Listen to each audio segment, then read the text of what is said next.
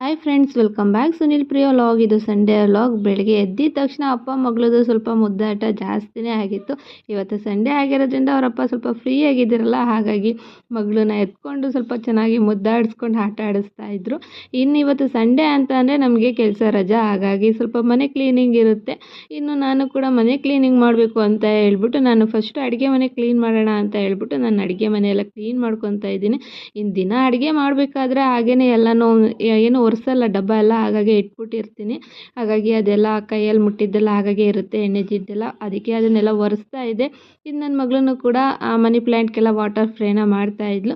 ಇನ್ನು ನಾನು ಒಳಗಡೆ ಇರೋ ಪಾಟೆಲ್ಲನೂ ನೀಟಾಗೆಲ್ಲ ತೊಳೆದು ಅದಕ್ಕೆಲ್ಲ ಗಿಡಕ್ಕೆಲ್ಲ ನೀರು ಹಾಕಿ ಅಡುಗೆ ಮನೆಯೆಲ್ಲ ಕ್ಲೀನ್ ಮಾಡಿ ಇನ್ನು ಸಂಜೆ ಸ್ನಾನ ಮಾಡ್ಕೊಬಂದು ಆಸ್ಪತ್ರೆಗೆ ಇವತ್ತು ಊಟ ತೊಗೊಂಡೋಗ್ಬೇಕಾಗಿತ್ತು. ಹಾಗಾಗಿ ಸ್ವಲ್ಪ ಡ್ಯಾಡಿಗೆ ಆಮ್ಲೆಟ್ ಮಾಡ್ಕೊಂಡು ತೊಗೊಂಡೋಗೋಣ ಅಂತ ಹೇಳ್ಬಿಟ್ಟು ಅಡುಗೆಗೆ ಸ್ವಲ್ಪ ಟೊಮೊಟೊ ಸಾಂಬಾರು ಮಾಡಿ ಅನ್ನ ಮುದ್ದೆನ ಮಾಡಿಕೊಂಡು ಇನ್ನು ಆಮ್ಲೆಟು ಕೂಡ ಹಾಕ್ತಾಯಿದ್ದೀನಿ. ಫಸ್ಟು ಮೆಣ್ಸಿನ್ಕಾಯಿ ಹಾಕ್ತೆ ಅಂತಲೇ ಫಸ್ಟು ನನ್ನ ಮಕ್ಳಿಗೆ ಹಾಗೇ ಹಾಕ್ಕೊಟ್ಬಿಟ್ಟೆ, ಯಾಕೆಂದರೆ ಮೆಣ್ಸಿನ್ಕಾಯಿ ಹಾಕಿದರೆ ಅವಳು ತಿನ್ನಲ್ಲ.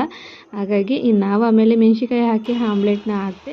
ಇನ್ನು ಅಜ್ಜಿನೂ ಕೂಡ ಬಾಕ್ಸ್ಗೆಲ್ಲ ಊಟ ಹಾಕಿ ಅವರು ಕೂಡ ರೆಡಿ ಮಾಡಿದ್ರು. ಇನ್ನು ಲಾಸ್ಟಲ್ಲಿ ಪ್ಲೇನ್ ಆಮ್ಲೆಟ್ ಕೇಳಿದ್ಲು ಅಂದ್ಬಿಟ್ಟು ಪ್ಲೇನ್ ಆಮ್ಲೆಟು ಕೂಡ ಹಾಕ್ಕೊಟ್ಬಿಟ್ಟು ನಾನು ಕೂಡ ಊಟ ತೊಗೊಂಡು ನಾನು ನಮ್ಮ ಮನೆಯವರಿಬ್ಬರೂ ಆಸ್ಪತ್ರೆಗೆ ಹೋದ್ವಿ. ಇನ್ನು ಆಸ್ಪತ್ರೆ ಅಂತ ಅಂದಿದ ತಕ್ಷಣ ಒಂಥರ ನರಕ ಅಂತಲೇ ಹೇಳ್ಬೋದು. ಅಲ್ಲಿರೋದಂತೂ ತುಂಬಾ ಕಷ್ಟ. ನಾವು ಹೋಗ್ಬೇಕಾದ್ರೆ ಆಸ್ಪತ್ರೆ ಎಂಟ್ರೆನ್ಸಲ್ಲಿ ತುಂಬಾ ಜನ ಇದ್ದರು. ಏನು ಪ್ರಾಬ್ಲಮ್ ಅಂತ ಕೇಳಿದ್ದಕ್ಕೆ ಒಂದು ದೊಡ್ಡ ಆಕ್ಸಿಡೆಂಟ್ ಆಗಿದೆ ಅಂತ ಹೇಳಿದ್ರು.